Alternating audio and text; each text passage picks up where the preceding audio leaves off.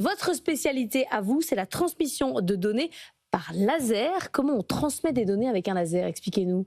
Bonjour aussi. Skylabs, effectivement, on connecte des satellites au sol par laser. D'habitude, en fait, la communication entre satellite et le sol, ça se fait toujours par radio. Depuis Spoutnik, c'est un peu notre manière de faire. Et en fait, quelque part, la radio a un certain nombre de limites de spectre, donc disponibilité des fréquences, quantité d'informations qu'on peut faire passer, c'est facile à intercepter, facile à détecter. Et donc, ça donne envie d'aller mettre des lasers pour transmettre de l'information de la même manière qu'on transmet de l'information dans une fibre optique, avec de la lumière. On allume, on éteint. C'est du Morse, mais en mieux. On va dire ça comme ça. Ouais. Ça va beaucoup plus vite. C'est quand même des 0 et des 1.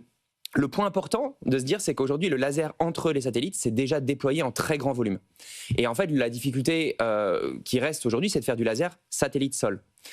Et c'est ce qu'on apporte avec des stations sol optiques. Mais donc il faut des stations un peu partout, c'est-à-dire comme des stations radio qui récupèrent les informations. Exactement, alors c'est plutôt un modèle hybride. Il y a toujours la logique d'avoir des stations radio et des stations optiques, mais quand vous avez besoin d'un grand volume quelque part ou d'une liaison particulièrement discrète, par exemple, ou dans un pays où c'est compliqué d'avoir du spectre parce qu'il a déjà été alloué à la 5G, par exemple, en fait ça va être très intéressant d'utiliser des stations sol optiques. Alors question totalement de novice, ça se voit le laser ou ça se voit pas à l'œil nu? Là sur vos photos on les voit comme dans Star Wars, mais en fait c'est pour nous montrer à quoi ça sert, mais en vrai on les voit pas. En vrai on les voit pas et toutes les stations et tout ce qui est déployé, c'est quelque chose qui est on dit eye safe, donc sécurité oculaire, c'est-à-dire qu'en fait c'est beaucoup moins dangereux qu'un pointeur laser qu'on peut acheter chez Leclerc.